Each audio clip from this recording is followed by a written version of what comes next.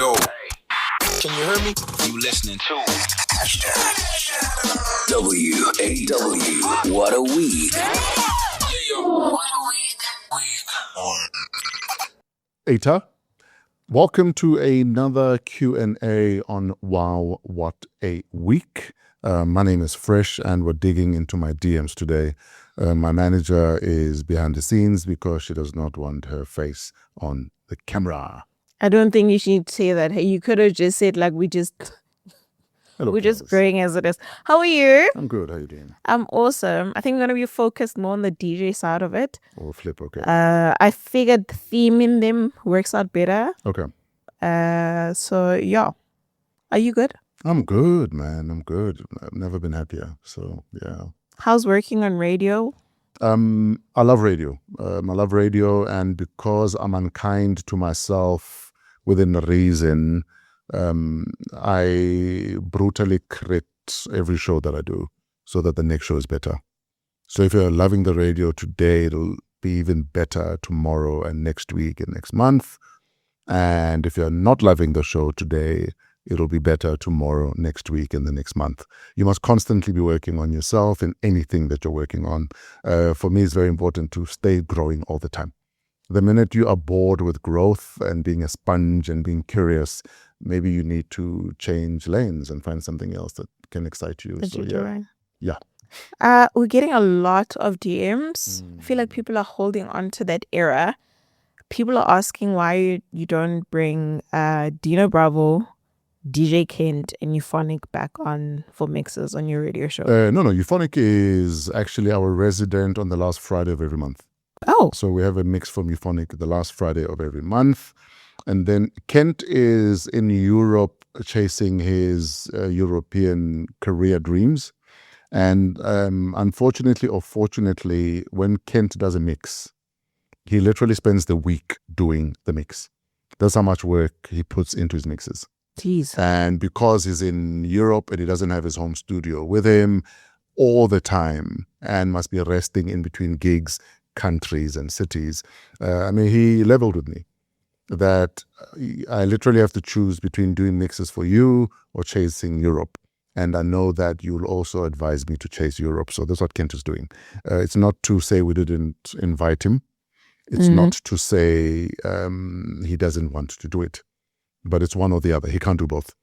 And he says he doesn't want to do mixes that he can't dedicate the same amount of time that he did 10, 15, 20 years ago. So, yeah.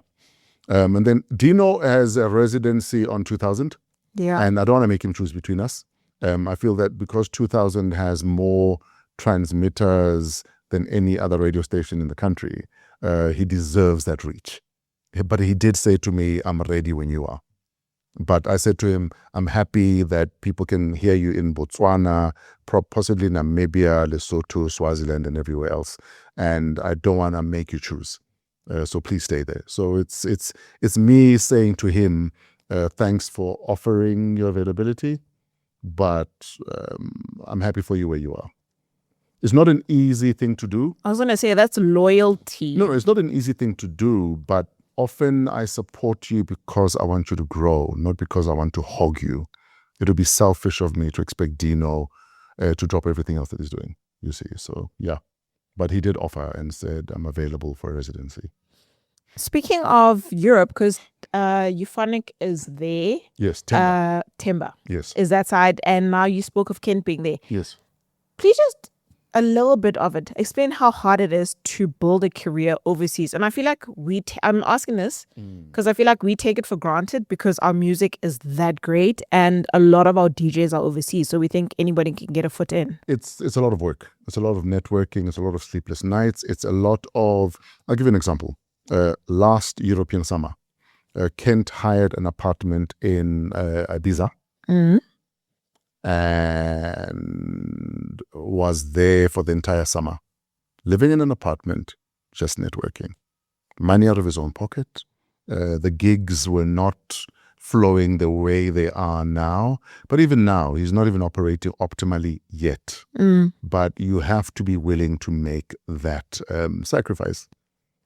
You know what I mean? It's expensive. It's expensive and you need to sacrifice. I'll give you another example. people think Trevor Noah just exploded on the comedy scene in Europe. After that massive Cell C gig, one of the things Trevor did was he packed his bags and he moved to Europe. And he worked the small clubs, he networked, but he worked. And it's not easy, guys. You don't just jump in and think you're going to make it overnight in Europe. But also what helps in that market, like I've said before, is knowing the promoters and the curators and availing yourself and saying, I'm in town already. If there's an opening, I'm available. Those are the sacrifices you make. Unfortunately, if you are this side, no one is necessarily willing to fly you in to build your name. Yeah. So you have to make sacrifices at that level. That am I going to hire an apartment, spend a month there, gigs or no gigs? I know this is money I am burning for the greater cause. And people don't, I think we are oblivious to the fact that the European DJs and clubs and promoters are actually building next year's lineup now already. Yes, absolutely. And unfortunately, unless you can find a quicker way into the ecosystem, I always say keep working on your music and your productions so that the day you have a hit, you've already built a catalog that everyone can look back on and say, no, man, this kid is actually hot. So keep building, keep producing, keep making the music, and hopefully when something happens and the door swings wide open, you're ready for the moment. But it takes a lot of sacrifice. It's not cheap. It's not easy. You're speaking about building a catalog, right?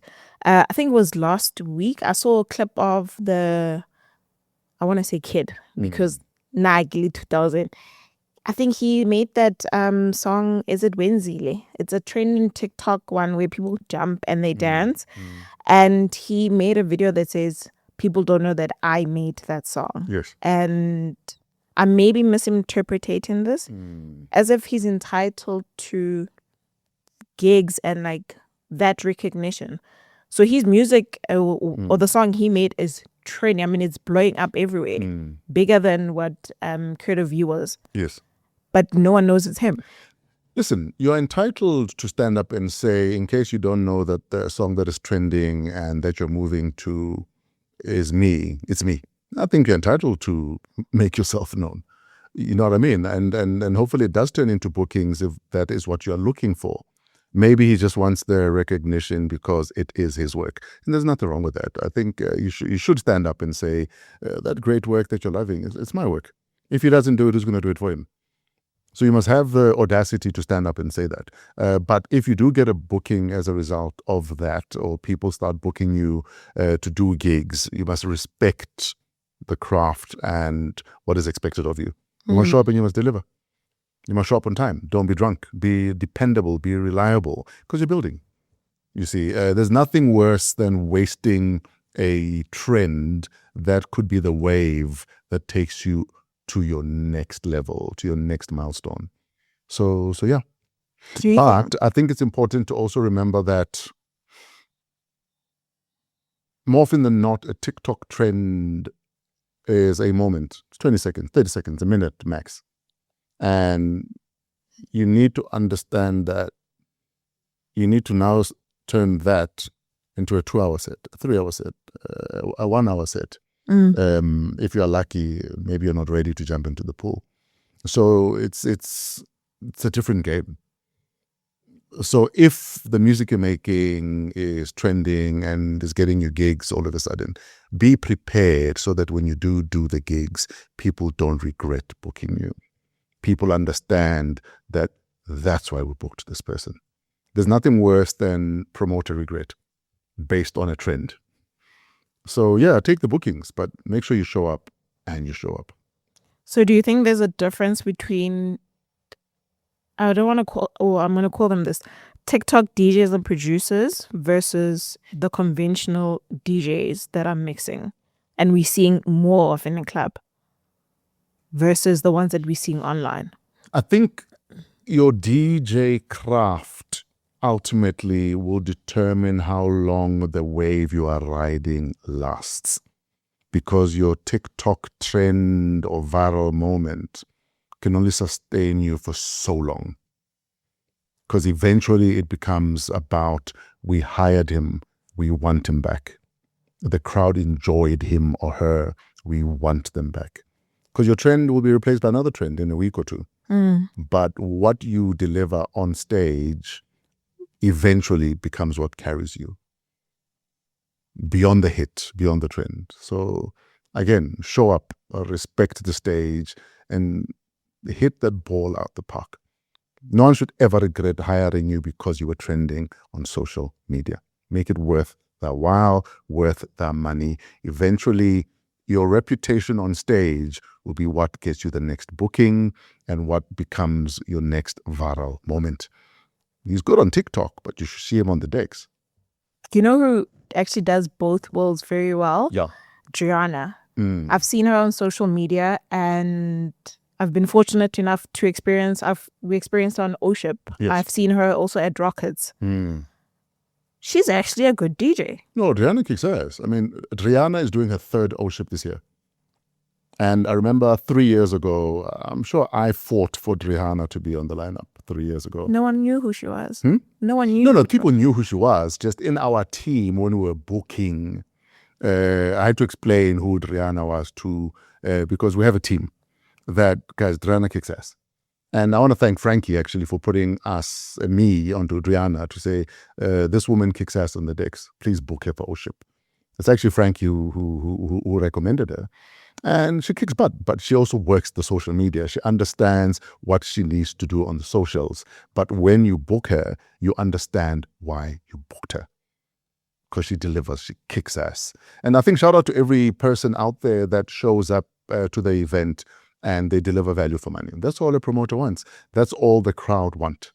I think something on top of that to take away from her is she's on time. Like, you have a bad perception of people. And I think as a person who's been on the receiving end of DJs is that you see someone like Rihanna and you want to label her as like, oh, she's probably going to be a diva.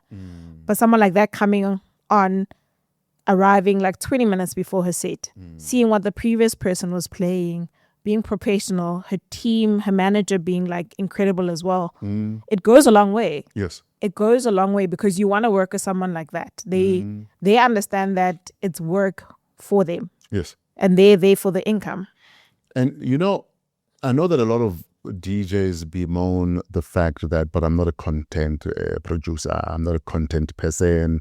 I shouldn't be expected to work social media to help you promote your event, to do content after the show. Every single ounce of effort counts for something. So yes, you don't have to do content. Yes, you don't have to help promoters market their own gigs because it's their jobs to promote the thing. But if you are able to do it, it's added value, and it just says to promoters and to your fans that you do go the extra mile. Because sometimes what sets you apart from 10 other people is the extra mile. To be able to be booked again. Yes. So it's been I think 2026, a lot of people behind the scenes are saying like it's a very quiet year. Yes. And a lot of DMs that I'm getting are people saying that they feel like the DJing careers are not blowing up as they should because they've got work and like a regular 9 to 5, which they feel like takes away from them DJing. Yes. Please advise those people on what to do, because I feel like most of them want to put all their eggs in one basket. Majority of the career DJs of the last, say, 30 years have either gone back to their previous 9 to 5s or they have found a different stream of income. They've pivoted, they've diversified, because unfortunately there are infinitely more DJs now than there are venues available for gigs. Over and above all of that, many venues are opting for a resident because it costs them less. So already you are competing with DJs that are trending on social media, or half naked, or they dance, or they bring something else that you might not bring. Don't quit your 9 to 5 until you are guaranteed at least 6 months of consistent gigs. If you're not booked consistently for up to 6 months, you're not ready to hang up your 9 to 5. Don't do it. It is ill-advised. But if you know that you are set gigs-wise for at least 6 months, then maybe it's safe. I'd still say don't do it until you know that for full 6 months I was booked and the next 6 months also look good. Then maybe think about it. But I say safety first. Work the 9 to 5, do what you need to do, and then do your gigs on the weekends. I'm going to come at you and a couple of OGs. You have other work, right? Temba Euphonic, he's got other businesses. Oskido has other businesses. Black Coffee has other businesses. Shimza has other events and other things. Why don't you guys talk about that more so that that you actually have other income streams so these young kids don't think... But they're not blind though. I mean, if for instance, you look up to an Oskido and you want to emulate the way he does things, or a Shimza, or a Nati, or Black Coffee, you see the way they move and the fact that DJing is not the only thing they do. You see? And don't make the mistake of having all of your eggs in one basket. You must diversify. You must pivot. You must use the fact that, I mean, even with radio, I've been arguing this for the last 30 years, that your radio income must be 25% of what you can make every month. And see how you can leverage the fact that you're on radio to generate other income. If you're sleeping on your presence on whatever medium, then it's a damn shame. You're wasting opportunities to, like I said, to capitalize on the fact that you are on the radio, you are on TV, you have a footprint, you have an audience, you have a community already. The big question is then, how do you turn that community into income, and even better still, into passive income? I think those are the things you need to look in the mirror and have a discussion about with yourself. But don't quit your 9 to 5 if you have one already. You have a source of income, cherish it and hang on to it. But not to say you must dilute your DJing when you do the DJing. You see, it must actually drive you and make you even hungrier. To get more work. To get more work, to build more bridges, to be known as, that guy's reliable, man. Bring him back. That guy moves a crowd. Bring it back. And also remember, guys, play for the dance floor. Stop playing for other DJs in the DJ box with you. Now you see Vinny's in the corner there. You want to play for Vinny. Play for the people that have paid. The dance floor doesn't lie. If the dance floor is rocking, you're doing a good job. Now maintain that for another hour or two. So how do you separate? Because this past weekend, you were at, what's the name of the event? Where YBF and Sun L. Oh, Made in Josie. Made in Josie. You were behind the scenes. I mean, yes, YBF, obviously, it's because his family. Sanel got there and he looked at you and he was excited. How do you then take your hat off to the OGs that's behind you and cheering you on versus what you're saying, like playing for the crowd? The crowd paid to listen to you and to dance to you. Guys, put your cameras away and dance. Can we party for the music and not for the DJ? You're there to dance, man. Jaiva. Enjoy. Have a good time. But I would rather impress an OG with my ability to rock a crowd than with my ability to impress the OG with whether it's my mixing or my beat juggling or whatever it is that I'm doing. You know what I mean? Vinny will tell you that I will always tell Vinny that, Vinny, you are, I call him my father, that you are my Shifu, you are my Miyagi. But I'm not going to play music to impress you. I'm here for the crowd. And Vinny knows that. We have that relationship that I'm not going to try and impress you with anything, but I want to rock 5 or 6 tracks that I know you would never play because they are cheesy. But I'm playing for the crowd. Play for the crowd. But also play music you enjoy, man. Play music you enjoy. I'll never play a song I don't enjoy. If I'm playing a song you think is a bit too far left or right of what you perceive me to be, I enjoy that song.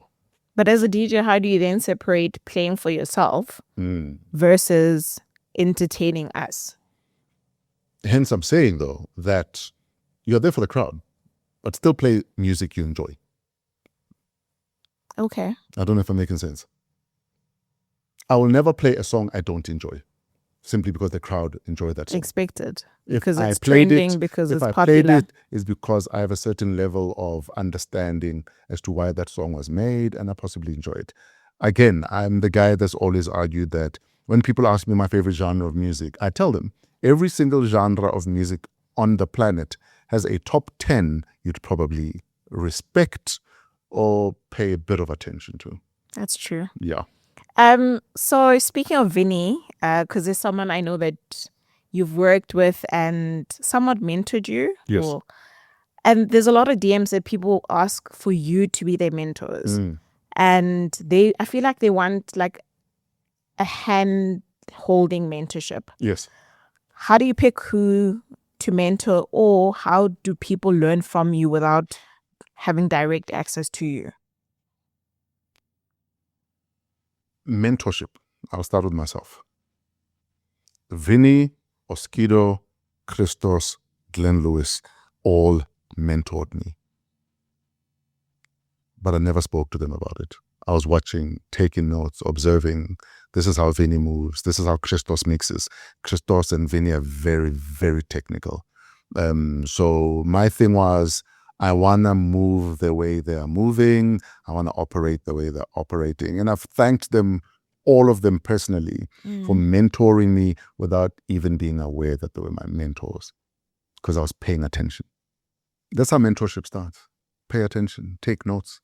And mentorship is also about saying, I don't like this about that person, so I'm going to make sure I do everything but that which they do. I don't know if I'm making sense. I get you. Yes. So your mentor doesn't have to be holding your hand. They don't even have to know they are doing it. Just pay attention, take notes, and be inspired by that person. If the good Lord allows for you to be in the same room as that person one day, even better still. But don't be in that, I think people want to be, because people send mixes and they say, please tell me if I'm good enough or not. So I don't know, and like how to even respond to that, because how do I then send you 20 mixes from 20 different DJs that want you to acknowledge them or tell them how good they are? That's why my advice always is, you have places like Mixcloud where you can upload your mixes. I think also, is it Heart This, if I'm not mistaken? We can upload your mixes and build yourself a community. Do that. If you're uploading a mix a week, you do that and you build the community, because ultimately your community will tell you if your mixes are hot or not. Unfortunately, majority of the DJs that you want to send your mix to for an opinion will not have the time to go through the mixes. It's not even to say they don't want to do it. Often it's just there's no time. But if you build a community online, they can give you feedback, they can share the mixes or the links. They check out this kid, the mix is hot. I mean, I've got a mix podcast called Another Fresh Mix. Yes. Where at one point it was even 3-4 times a week, where you are uploading mixes. Your community know where to go to find your mixes. You don't even share your mixes often, but and I don't even announce it, because there's a community. They go there. I mean, I for instance, I know that I think that my podcast, mix podcast, it's probably in the top 20, 30, or 40 or 50 of a lot of podcasts in a lot of countries. yes. Just quietly, so that your community know where to find you to get your mixes. And you just keep doing it every week. Your consistency will pay dividends, and your consistency is also you practicing and sharpening your knife. So your mixes can only get better. The moral of the story is, the law of incremental gains is never wrong. Every day, every week, every month, do something towards your career, your goals, and your talent. There's no way you're not improving. There's no way you're not growing. Even if it's just one extra listener a month or a week, it's growth. It's incremental. Eventually it adds up. The 10,000 hours. Eventually you get your 10,000 hours. Even if you don't have enough people in the room to celebrate that, eventually you will one day. I mean, there's a video of Mac G with Len Moleko celebrating 106 podcast views when Mac G was starting out. Jeez. That's how you start. You celebrate the small wins. You celebrate the 100 people that downloaded or listened or commented. Because one day they're going to call 100 other people, and before you know it, you're at 2 million people. But you don't stop building. There should never be a reason why you don't wake up in the morning and ask yourself, what am I doing towards my dreams, my goals, or whatever it is my bigger picture is today. Every day you do something. Don't stop building. Every day. That's good. Even if you have made it, you still have a community that expect to hear from you. Whether it's content, even just a good morning, guys, have a blessed day today. Or, hi, guys, I'm having a terrible day today. Or I had a terrible day yesterday. I hope yours was better, but I'm better today. It humanizes you, and people realize that you might be this mega star, but you also have a bad day. Share something, anything. People love a story.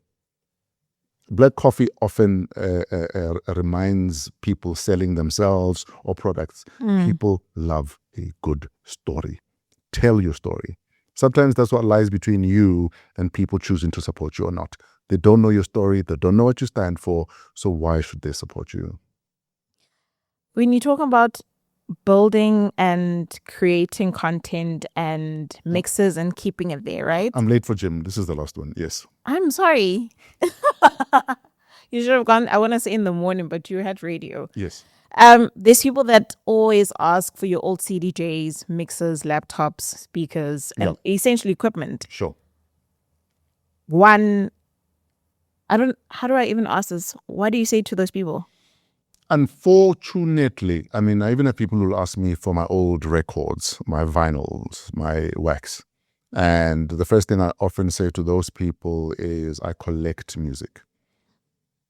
You know what I mean? Yeah. So I'm not going to give away a vinyl. I mean, vinyls are obviously different. Yes, I'm not going to give away a vinyl or even sell it. Another thing I have to deal with is people asking for old CDJs and old equipment.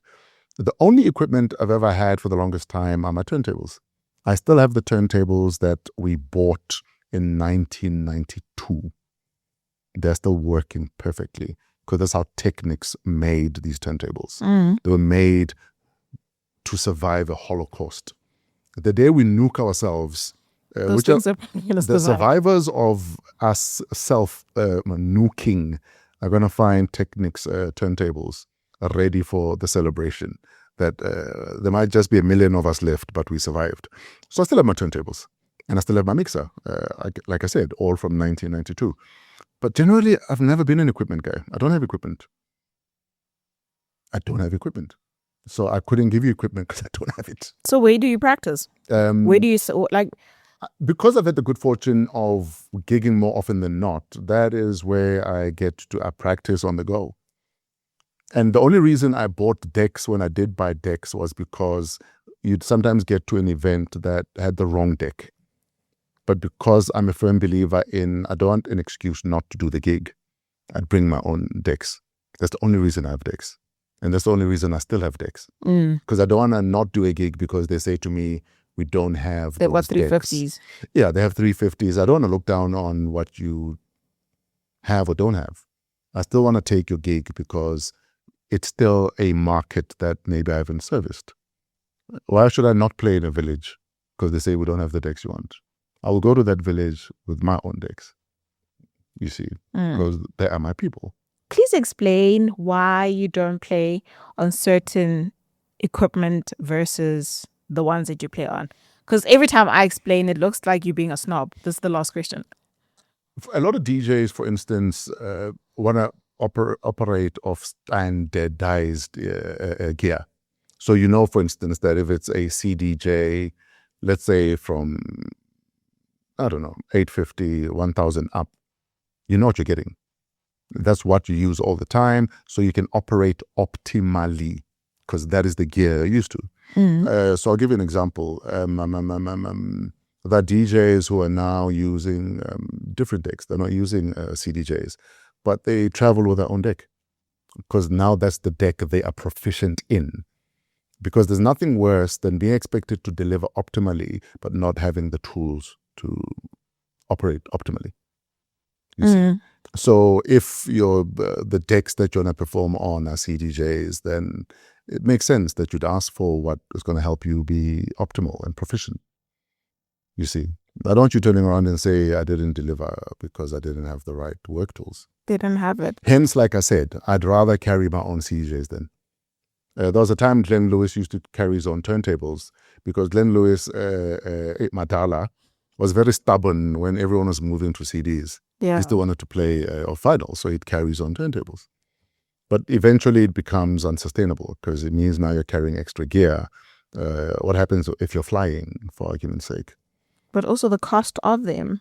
That too. So yeah, it's not that people are being snobs.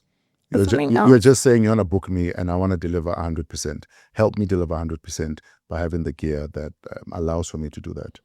I was actually chatting to Biggs and Terrace about it, and he said that some of the old equipment, it's not even being a snob, doesn't read your sticks. So for instance, I'll give an example. I play off solid state hard drives. And because of their size, they're 2 terabytes. Some decks won't read them. Some controllers corrupt them for whatever reason. And weirdly enough, the 350 reads them very fast.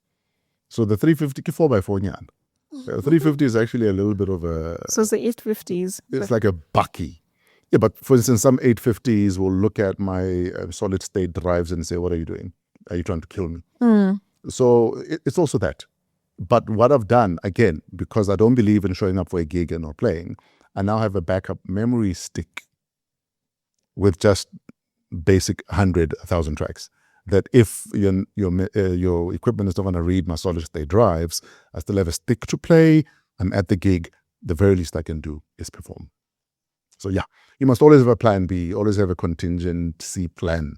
The excuse can never be, I've showed up, the crowd have seen me, but I haven't delivered for whatever the reason is.